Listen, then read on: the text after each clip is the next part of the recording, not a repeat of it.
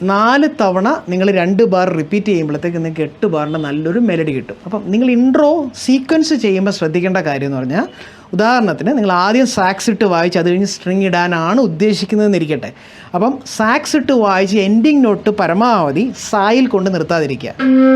ഇതിപ്പോൾ സി മേജറിൽ കാണിച്ചു തരുവാണ് ഈസി ആയിട്ട് നിങ്ങൾക്ക് കാണുന്നവർക്ക് മനസ്സിലാവാൻ വേണ്ടി. അപ്പോൾ സി മേജറിനകത്ത് സി ആണ് നമ്മുടെ സ. അപ്പോൾ സ എന്ന് പറഞ്ഞാൽ ലാൻഡിങ് നോട്ടാണ്. ലാൻഡിങ് നോട്ടിൽ വന്നിട്ട് നിങ്ങൾക്കറിയാം, കുറച്ച് ഐഡിയ ഉള്ളവർക്കറിയാം, ലാൻഡിങ് എന്ന് പറഞ്ഞാൽ ആ സായിൽ വന്ന് നിന്നാൽ മ്യൂസിക് തീരുന്ന ഫീലിംഗ് ആണ്. അപ്പോൾ തീരുന്ന ഫീലിംഗ് ഒരിക്കലും നിങ്ങൾ കണ്ടിന്യൂസ് വായിക്കാൻ ഉദ്ദേശിക്കുന്നെങ്കിൽ കൊടുക്കാതിരിക്കുക. പകരം ആദ്യത്തെ സാക്സ് വായിക്കുന്ന സമയത്ത് ഒരു 2 നോട്ട് മുകളിലോ, ഉദാഹരണത്തിന് ഗായിലോ മായിലോ പായിലോ അങ്ങനെ വേറെ ഒരു നോട്ടിൽ കൊണ്ടുവന്ന് നിർത്തുക. കൺവീനിയൻ്റ് ആയിട്ട് മ്യൂസിക്കിനകത്ത് നിങ്ങളുടെ ഫ്രീഡം ഉണ്ട്, നിങ്ങളുടെ ക്രിയേറ്റിവിറ്റി നിങ്ങൾക്ക് യൂസ് ചെയ്യാം. ഏതാണോ വേറെ ഒരു നോട്ടിലേക്ക് നിങ്ങൾ പോവുക. അതിനുശേഷം ആ സ്ട്രിങ് കഴിഞ്ഞിട്ട് പാടുന്ന ആൾക്ക് ഹാൻഡ് ഓവർ ചെയ്യാനുള്ള ഉദ്ദേശമാണെങ്കിൽ ആ സ്ട്രിങ് വായിച്ച് നിർത്തുന്നത് നിങ്ങൾക്ക് സ്ട്രിങ് വായിച്ച് തീർത്ത് സായി കൊണ്ടുവന്ന് നിങ്ങൾക്ക് നിർത്താവുന്നതാണ്. ഇനി നിങ്ങൾ ശ്രദ്ധിക്കേണ്ട കാര്യം എന്ന് വെച്ചാൽ, നമ്മൾ സാക്സ് ഇടുകയാണ്. സാക്സ് ഇട്ടിട്ട് നമ്മൾ ബാർ എണ്ണാനെല്ലാം നിൽക്കത്തില്ല. എല്ലാ കാര്യം കൊണ്ടും ഒരു മനുഷ്യന് ചെയ്യാൻ പറ്റത്തില്ല. പകരം ആ മ്യൂസിക്കിൻ്റെ പാട്ട്, ഋതത്തിനെ 2 ബാറിൻ്റെ മനസ്സിൽ വെക്കുക. ഞാൻ അത് മാത്രമേ എൻ്റെ മൈൻഡിൽ വെക്കുന്നുള്ളൂ. അത് 2 ബാർ എനിക്കിപ്പോൾ മൈൻഡിലുണ്ട്. എത്രയാണ്?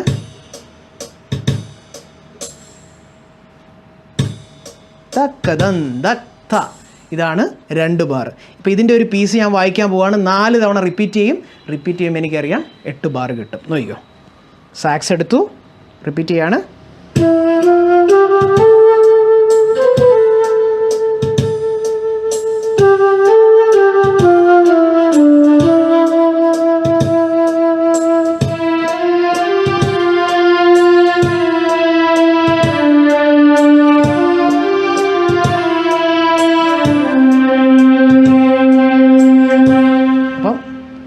സ്ട്രിങ് വായിച്ച സമയത്ത് നമ്മൾ എന്ത് ചെയ്ത് അവസാന സ്വരം കൊണ്ടുവന്നിട്ട് ലാൻഡിങ് നോട്ട്, അതായത് സി മേജറിനകത്ത് ലാൻഡിങ് ചെയ്യേണ്ട എവിടെയാണ്?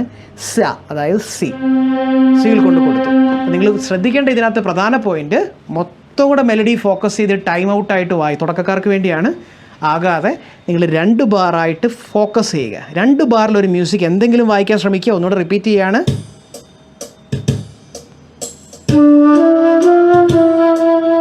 അതൊരു മ്യൂസിക്കാണ്, അതിനോട് ചേർന്നൊരു മ്യൂസിക്,